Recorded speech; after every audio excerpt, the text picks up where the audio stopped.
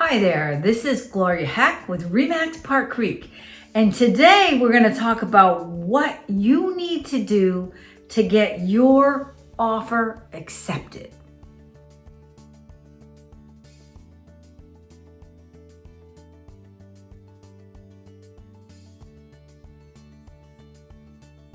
So this is the line of people. We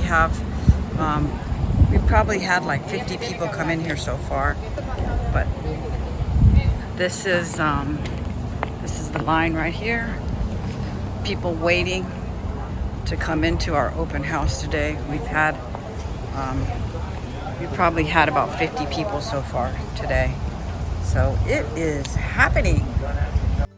All right, so it is a very, very hot market right now. There are hardly any properties for sale, and the properties that are for sale are going for above asking prices. It's just crazy what's going on in the market today. So I know how challenging it is for somebody who is trying to buy a home, and they have put in offer upon offer upon offer, and the offers continue to be rejected. So I'm going to give you some tips today on what you need to do to get that offer accepted. Now, my tips are really for people who have found their forever dream home, and they must have that home. Okay? So here's tip number one. If you're working with a realtor, make sure that the realtor that you're working with has a good rapport with the listing agent. Okay? So that'll help.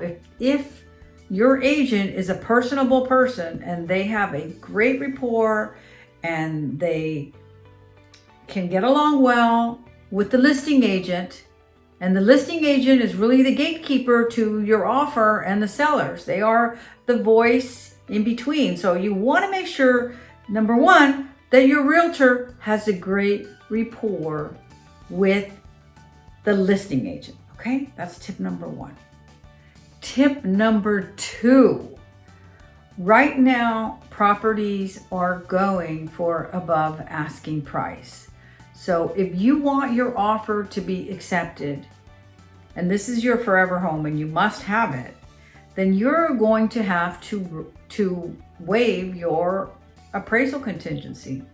So basically what that means is that if you are financing and there is a shortfall between the value that the appraiser is putting on the home and the amount that you are offering on your purchase, you are going to have to pay the difference.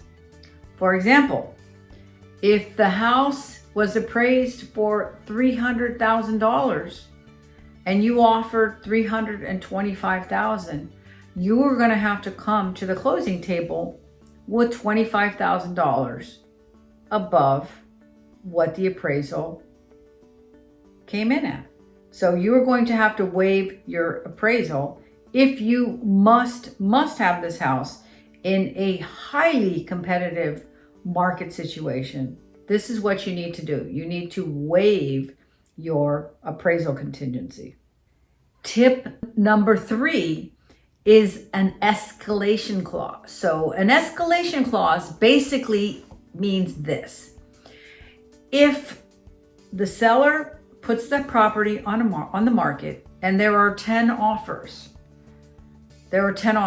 okay? So they are having to choose between 10 offers, including yours.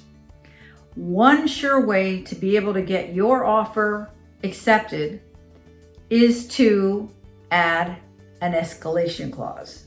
So an escalation clause means that whatever your highest offer is, we will pay above your highest offer.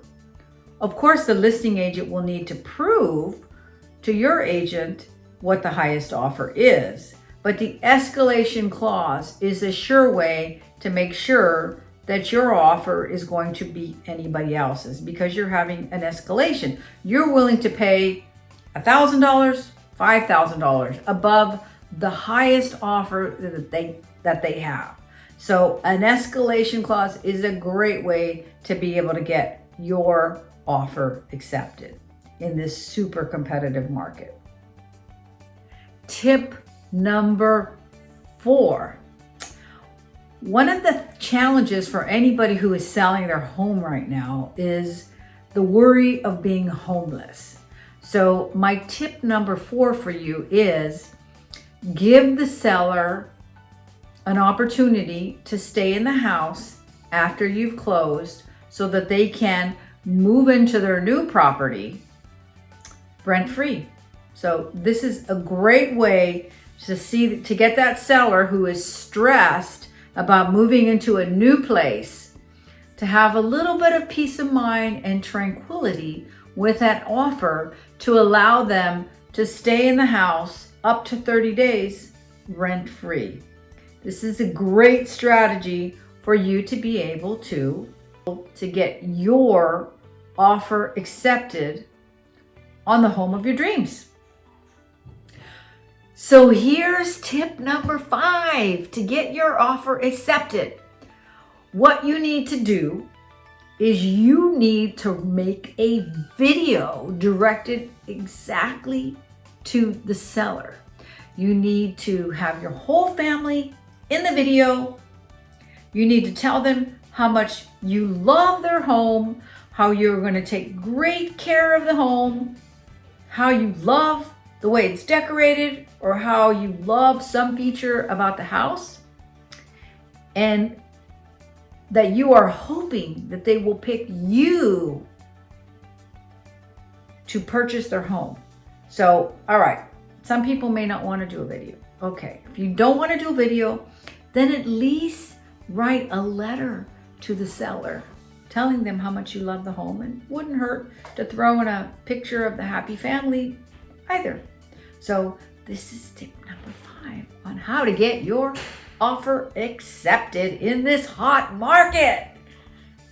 So bear in mind, the tips that I'm giving you are hardcore tips that are surefire strategies to get you the home of your dreams in this highly competitive market. So tip number 6 is offer to pay the seller's stamp taxes. The stamp taxes. This is a very nice gesture that goes above and beyond what any other buyer is going to offer. So these are some other strategies that you can use. Offer to pay the seller's stamp tax, another extra. Tip number 7. I highly recommend that your lender reaches out to the listing agent to introduce themselves and basically let them know that they're part of the team in helping you purchase the property.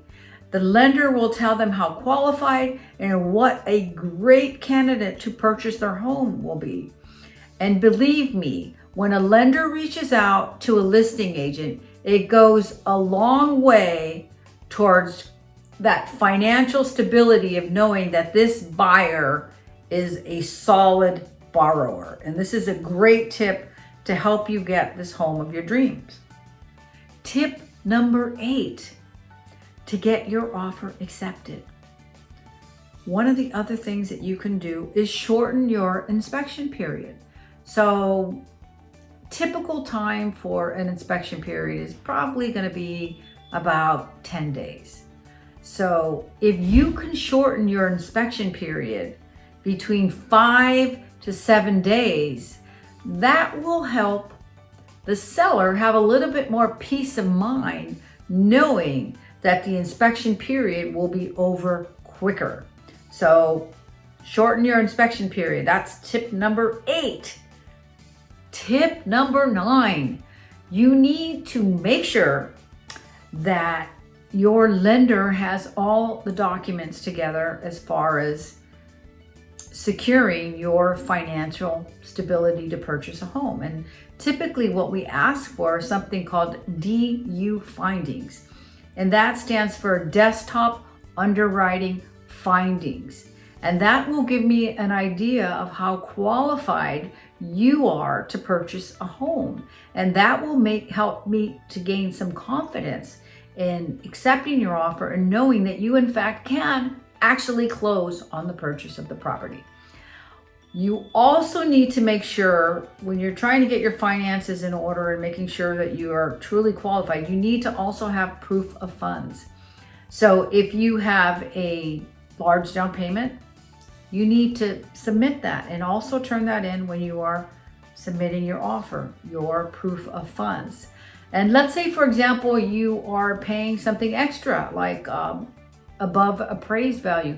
You need to show that not only do you have the funds for your down payment, your closing costs, but you also need to show if you are waiving the appraisal contingency and it could appraise $25,000 less than what you're purchasing it for, you need to show that you've got that extra $25,000 to pay the difference between the appraisal. So you need to make sure that you're showing that you are a viable purchaser of this home.